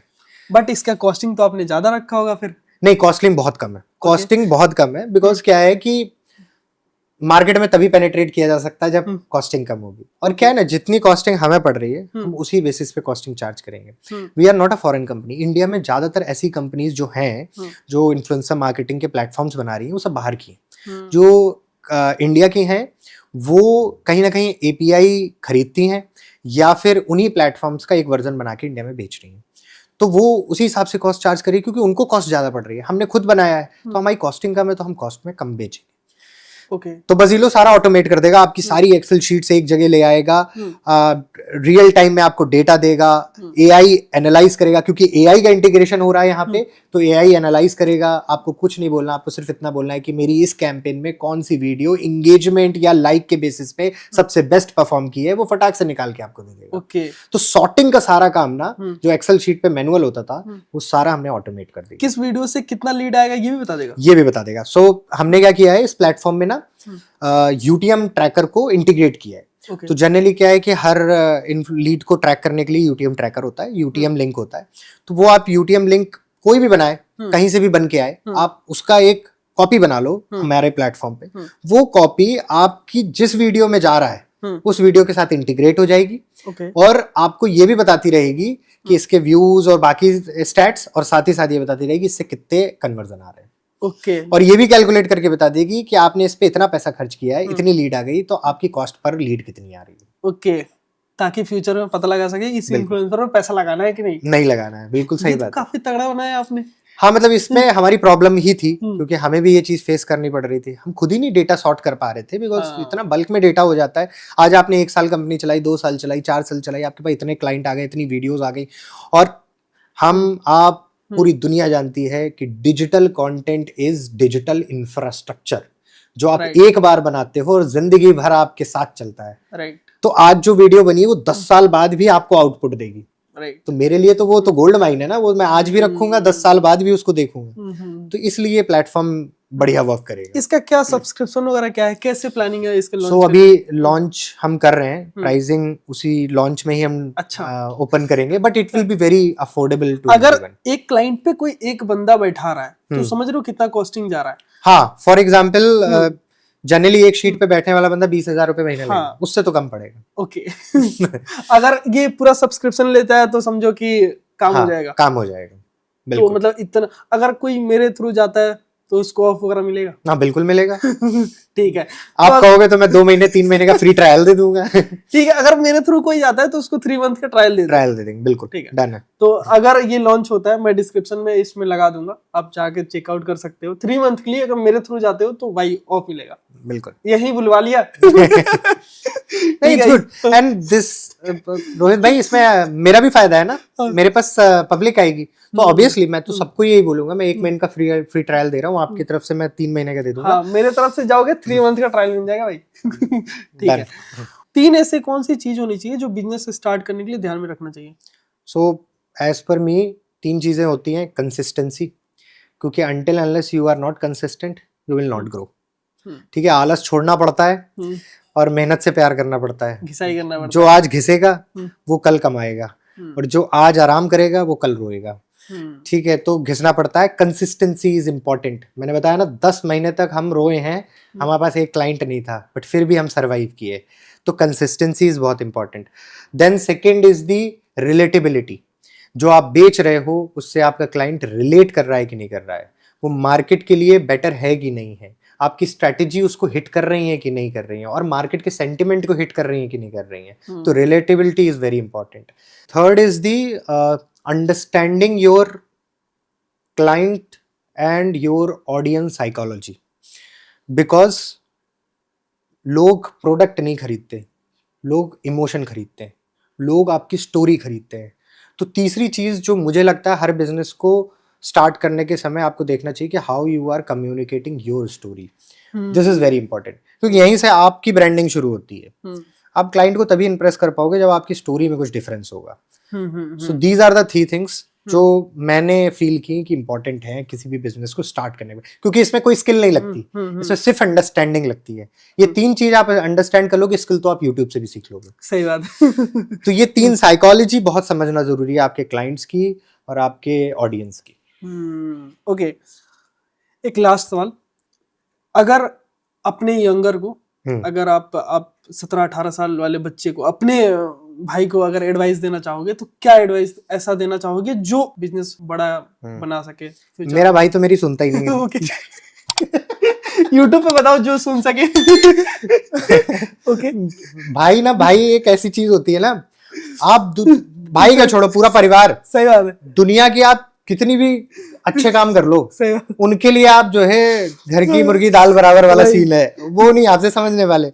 इनफैक्ट मैं एक बड़े इन्फ्लुएंसर के साथ बैठा हुआ था और उन्होंने मेरे से, मैंने बोला सर आप इतना बढ़िया काम करते हो, आप लाखों लोगों को मोटिवेट करते हो, और जो है आपके घर में तो आपको पूजा जाता होगा। क्या पूजा जाता है? भाई मेरे को कुछ समझते ही नहीं है, मैं करोड़ों रुपए कमा रहा हूँ, मैं लाखों लोगों को ट्रेन कर रहा हूँ, बट मेरे घर वाले मुझे कुछ नहीं समझते। तो घर वाले तो नहीं समझते, लेकिन हाँ, अगर कोई चीज मेरे को अगर किसी को एडवाइस देनी है तो मैं यही कहूंगा कि जिंदगी के इस रण में खुद ही अर्जुन और खुद ही कृष्ण बनना पड़ता है। रोज अपने जीवन की महाभारत को खुद लड़ना पड़ता है। आपको अपना स्टैंडर्ड खुद बनाना है, आपको कोई सिखाने वाला नहीं आने वाला। तो अगर आप कुछ नया करने का सोच रहे हो ना, तो सिर्फ सोचो नहीं, सपने से उठो और सपने को हकीकत में बदलने की कोशिश करो, क्योंकि जब तक आप कोशिश नहीं करोगे कुछ नहीं हासिल कर पाओगे। आज बिजनेस हो, जॉब हो या कोई भी दूसरा काम हो जो आप कर रहे हो, आपकी कंसिस्टेंसी मैटर करती है, आपकी सीखने की क्षमता मैटर करती है, आप कितनी नई चीज़ों को कैप्चर कर रहे हो, आपके चारों तरफ कुछ ना कुछ नया हो रहा है, आप उससे सीखो, उससे बिजनेस बनाने की कोशिश करो। आज हम 10 जगह जाते हैं सिर्फ यही देखने के लिए कि वो क्या कर रहा है, कहीं यहाँ से कुछ नया आइडिया मिल जाएगा क्या। जब मैं जॉब कर रहा था तो मैं अपने जॉब में जो काम कर रहा था वहां भी ये सोच रहा था कि कल को क्या मैं ऐसी कंपनी खड़ी कर सकता हूँ। तो ये जो माइंडसेट है ना, इस माइंडसेट को डेवलप करना बहुत जरूरी है कि come out from the league. जो सब लोग कर रहे हैं वो नहीं करना है, कुछ डिफरेंट करना है, माइंडसेट बनाना है और डिफरेंट करना है। भले वो छोटा हो बड़ा हो, कल को हम उसे बड़ा कर लेंगे, बट शुरू तो करो। आलस को त्यागो और बाहर निकलो और काम करो। इन्फ्लुएंसर का डार्क रियलिटी क्या है? आजकल के इन्फ्लुएंसर देख रहे हैं कि भाई पैसे चार्ज कर रहे हैं, एंगेजमेंट नहीं आती है, तो उनका डार्क रियलिटी के बारे में बताओ आप। इन्फ्लुएंसर की डार्क रियलिटी है कि एक लेवल पे पहुंच जाने के बाद ना, when you get a fame, आप अपने कंटेंट पे काम करना छोड़ देते हो। जब आप अपने काम को ही छोड़ दोगे तो आपको बिजनेस कहाँ से मिलेगा? उस समय पैसा दिखता है, उस समय पैसा दिखता है। जब आप शुरुआत में किसी इन्फ्लुएंसर को देखो, जब वो ग्रो कर रहा है वो ना टूट के काम करता है, 10 लोगों से काम मांगता है कि मुझे कुछ तो दे दो, मेरे को एक इंटीग्रेशन ला के दे दो, मैं इतने में कर लूंगा। और जब वो बड़ा हो जाता है तो ना वो कंटेंट पे काम करता है, ना वो अपनी रिलेशनशिप पे काम करता है, वो सिर्फ ये देखता है कि कहाँ से पैसा मिले। आपके इंडस्ट्री में कोई ऐसा स्कैम जो बहुत बड़ा स्कैम हुआ हो, उसके बारे में थोड़ा सा बताओ। स्कैम इन्फ्लुएंसर मार्केटिंग में बहुत स्कैम होता है। स्कैम फेक कमिटमेंट का होता है, स्कैम पैसे खा जाने का होता है, पैसा नहीं देने का होता है। ऐसे बहुत सारे ऐसे ब्रांड है जो पैसा नहीं देती है, बहुत सारे ब्रांड्स हैं। एक्चुअली क्या होता है, इन्फ्लुएंसर मार्केटिंग में जो छोटा टिकट साइज होता है ना, वो एडवांस में नहीं चलता है। ओके, वो चलता है आपके काम डिलीवर होने के बाद, और जब काम हो जाता है ना तो फिर राम राम जी। उसके बाद वो कॉल कर रहा है, नंबर ब्लॉक कर दो, नंबर ब्लॉक कर दो। हाँ, ये मैंने भी देखा है, मेरे साथ खुद ही ये स्कैम हो चुका है। और ये होता है कि भाई एक यूनिवर्सिटी के साथ मैंने काम करके आया, बोला कि आपका काम होने के बाद विद इन 3 वीक में आपका पैसा डिलीवर हो जाएगा। पैसा भाई आज तक नहीं है। और वो आएगा भी नहीं, भूल जाओ।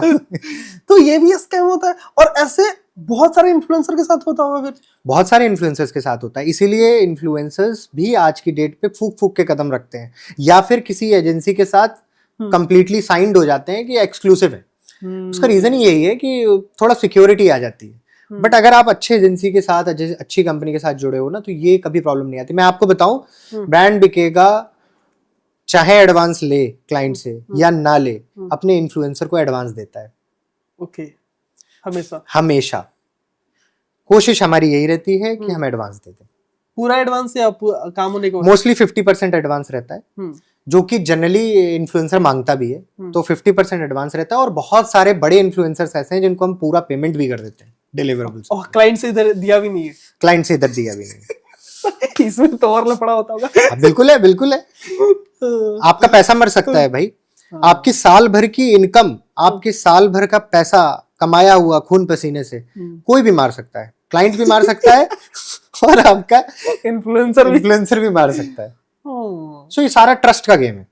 हमारे रिलेशनशिप ही हमारी यूनिकनेस है। हमें पता है कि हमारा इन्फ्लुएंसर हमारा कभी पैसा नहीं मारेगा, और ये मैं दावे के साथ कह सकता हूँ। हमारा क्लाइंट हमारा कभी पैसा नहीं मारेगा, ये भी मैं दावे के साथ कह सकता हूँ। क्यों? क्योंकि हम क्लाइंट ही ऐसा चूज करते हैं।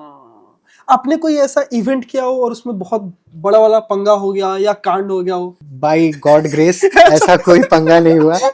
जो 2-4 पंगे आपको मैंने बताए वो बिकॉज ऑफ अनफोर्सीन सर्कमस्टांसेस की वजह से हुआ, उन पे हमारा कंट्रोल नहीं था। वैसा तो हुआ है, बट वैसा कोई ब्लंडर नहीं हुआ। अच्छा। और टचवुड ऐसा होना भी नहीं चाहिए। नहीं, ऐसा पूछ रहा हूँ।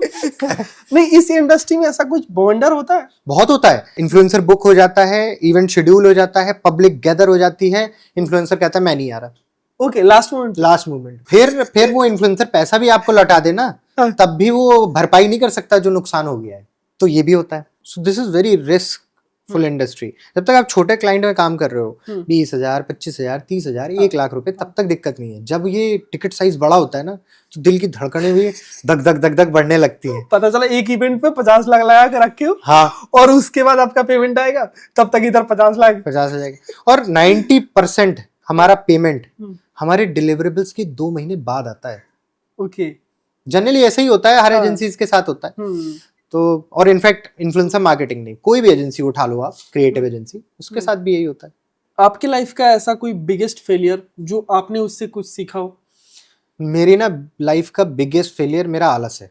जो जितना मैं ज्ञान दिया ना, इसके पीछे भी रियल मेरा फ्रस्ट्रेशन है। बिकॉज क्या है ना कि जब आप थोड़ा सा कंफर्टेबल होते हो ना, तो आप रिलैक्स मोड में चले जाते हो, वही आपके फेलियर का कारण बनता है।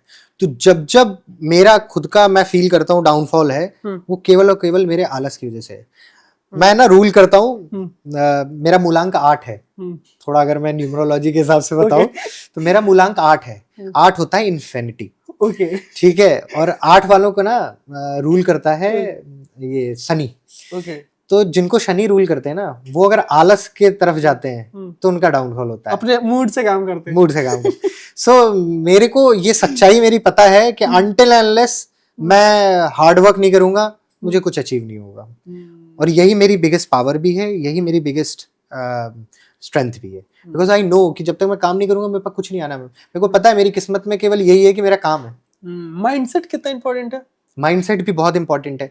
सेम चीज है कि आपको आपके सुबह अलार्म लगा के सोते हो, और सुबह अलार्म बजता है, आप रात में 8 अलार्म लगा के सोते हो हर 5-5 मिनट में। सही बात। और सुबह आप उन 8 अलार्म को बंद करते हो, बट उठते नहीं हो। माइंडसेट। आज मुझे सुबह 6 बजे खुद के जिम जाना हो ना, तो मैं अलार्म बंद कर दूंगा। लेकिन अगर मुझे सुबह किसी क्लाइंट का इवेंट कराने के लिए 6 बजे निकलना हो ना, मैं निकल जाऊंगा। सारा माइंडसेट का खेल है। क्योंकि उधर मेरा कंफर्ट है, इधर मेरा काम है, पैसे भी है, इधर मेरे लग जाएंगे अगर मैं नहीं गया तो। उधर मेरी शादी थी और मैं इवेंट कर रहा था, और वहीं मेरे को शादी में फिट होना था, मैं जिम एक दिन नहीं गया।